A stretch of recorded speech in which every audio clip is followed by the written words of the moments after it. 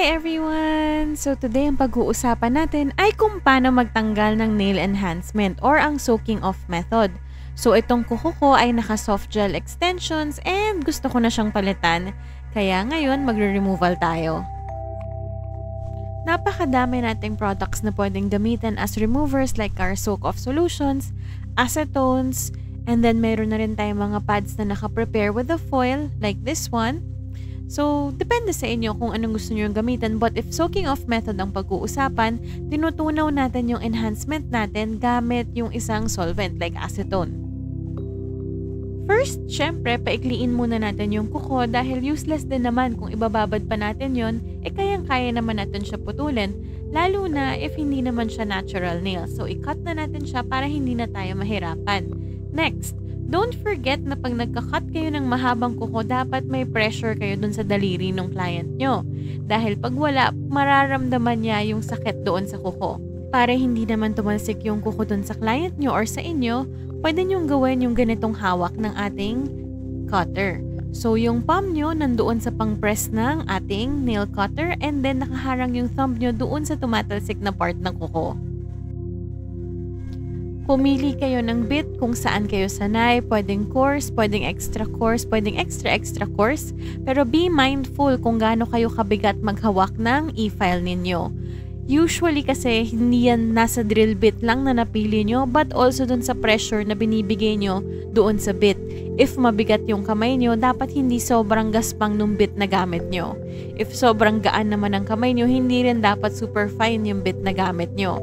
Minsan, kahit naka-extra fine ka, or extra coarse ang gamit mo sa removal, pwedeng hindi ito makatanggal ng enhancement natin dahil napakagaan naman ng iyong hawak. Minsan naman, sobrang takot kayo kaya sobrang bagal ng RPM na ginagamit nyo. So, yung RPM is kung gaano kabilis yung ikot nung bit nyo doon sa file nyo. Minsan, mapapansin nyo na parang sumasabit ito.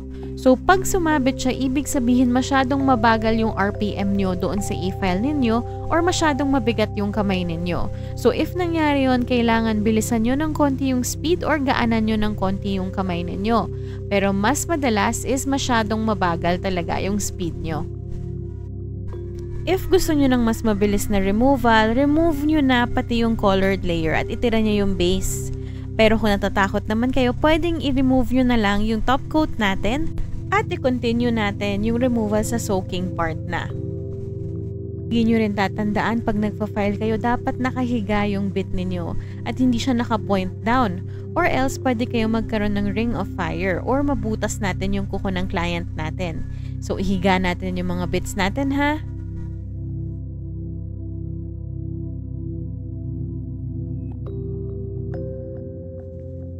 Tandaan din natin na dapat may movement lagi yung fina-file natin. Hindi siya pwedeng magstay sa isang area lang kung hindi magiging mainit yon at pwedeng magkaroon ng burns dun sa kuko ng client natin. So, lagi natin siya dapat inuusog left, right, up, and down at hindi pa balik-balik.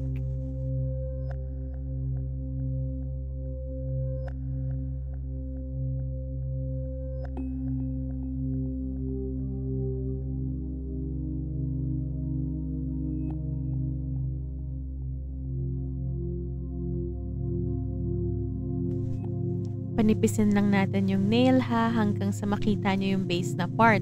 If ever may mga nakikita kayong areas na lumalabas na yung natural nail, please stop and mag-move on sa ibang area. So, hindi natin dapat pinapalabas muna yung natural nails doon sa soaking off method. So, kahit yung base lang itira natin. If not, manipis na layer lang nung ating gel.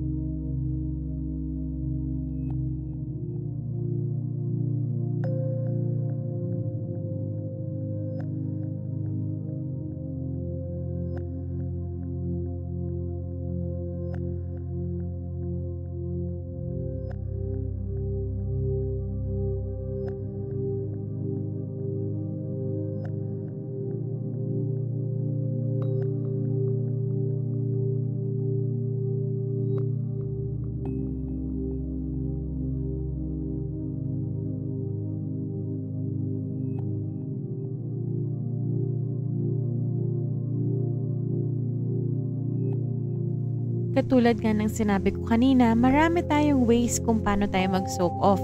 Ang isang way dito is ang pagbalot sa nail foil. So, pipili kayo ng acetone nyo or nung nail remover nyo. And then, maglalagay lang kayo ng enough na remover doon sa cotton. Huwag masyadong malaki yung cotton dahil pwedeng uminit yung balat surrounding the nail. Kaya ipapatong lang natin yung cotton on top of the natural nails. Ifo-fold natin in half ang ating foil. We press yung sides ng foil and then ibabalot natin yung ating daliri. So, ilock lang natin siya dapat kasi hindi ito tatalsik at dapat wala masyadong malaking butas. Kung hindi, mag-evaporate lang yung nilagay nating remover.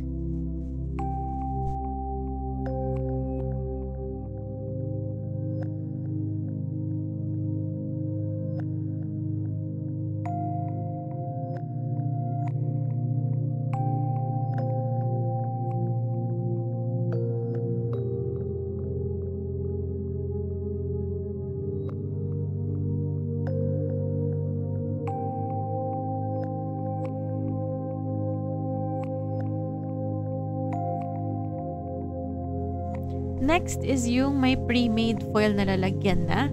So, may cotton na ito sa loob. Don't forget to remove the plastic dahil ito yung magiging sticker para mas kumapit yung foil natin, hindi siya madaling matatangga. So, re-remove nyo muna yung plastic na nakadikit and then magkakaroon siya ng sticky part para madali niyang mababalot yung nail.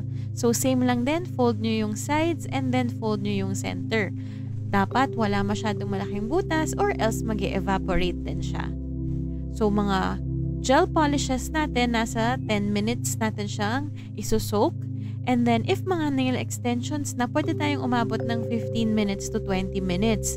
So, sa akin, usually, 15 minutes lang kayang-kaya na ma-remove yung mga enhancements.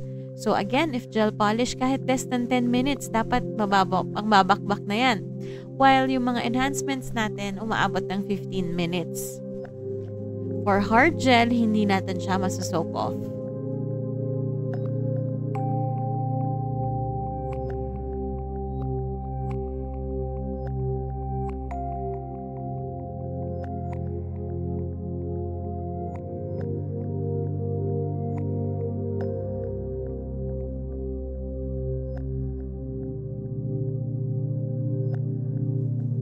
So, wag niyong kalimutan mag-timer dahil humahapdi yan pag naging sobrang matagal. So, ready na natin ang ating pusher and then ililift na natin yung ating foil. So, kung mapapansin nyo, dapat natunaw na yung enhancement nyo. Pag hindi, pwede nyo naman siyang panipisin pa ng konti tapos ibalot lang siya ulit. Pero dapat maglilift na yan agad pag 15 minutes nyo na siyang nasoak. So, para hindi kayo makasira ng kuko, tandaan nyo na dapat very light lang yung pressure ng pagpupush. Hindi natin siya kukudkudin.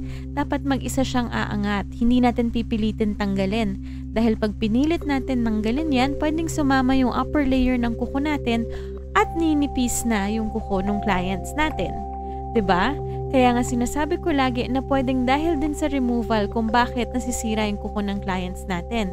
If hindi kayo mag-a-apply ng kahit anong pressure habang nagpupush kayo nung nails ng clients niyo para matanggal yung enhancement, dapat babalik lang siya sa normal. Hindi ninipis yung kuko ng client ninyo.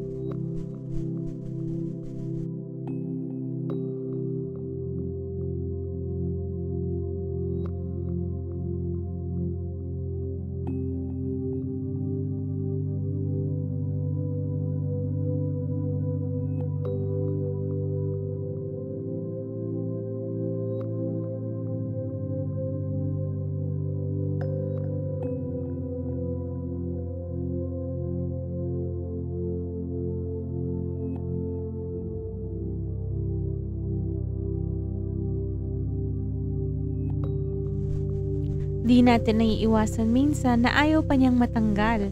Pwedeng dahil makapal pa yung enhancement or baka dahil nag-evaporate yung remover natin or hindi ganun kalakas yung remover natin. So if ever nangyari to, pwede natin paliitin pa yung nails, panipisin natin siya, i-cut natin if meron tayong pwedeng i-cut, and i-file natin ito para mas numipis pa siya. Once na manipis na siya, pwede natin siya ulit ibalot and then antay lang tayo ng 5 minutes. Tas balikan natin siya.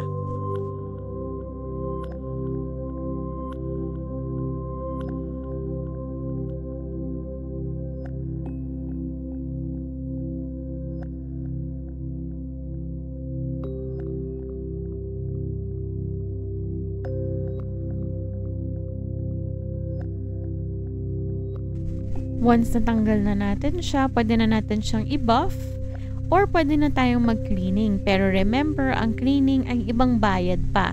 Iba ang removal service sa cleaning service.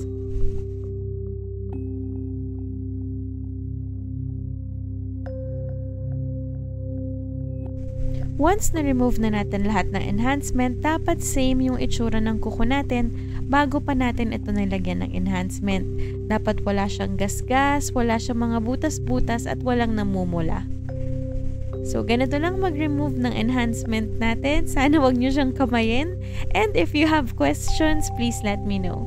So, if gusto nyo pa ng ganitong videos, don't forget to subscribe. Thank you for watching!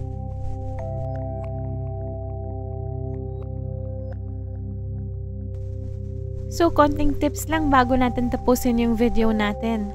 Number 1, tandaan natin na dapat na manipis na siya para mas madali itong ma-remove. Konting time na lang ang removal. Next, maglagay tayo ng konting pressure para hindi natin nakihila ang kuko ng client natin. Tamang hawak, 'di ba? Next is wag natin pipilitin tanggalin ang mga enhancements para hindi ma-damage ito. Tandaan din natin na 5 to 10 minutes ang sa gel polish at 10 to 20 minutes naman para sa mga nail extensions. Tandaan din natin na kailangan natin pabayaran ang removal. So kung hindi siya kasali sa bayad sa pag nagpagawa sa inyo, kailangan may bayad yung removal natin. Kasi number 1, yung gamit natin ay hindi siya mura. Yung removers, yung mga acetone, yung cotton, yung foil, kailangan kasama yan sa costing. At syempre yung oras at pagod nyo sa pag-remove ng product.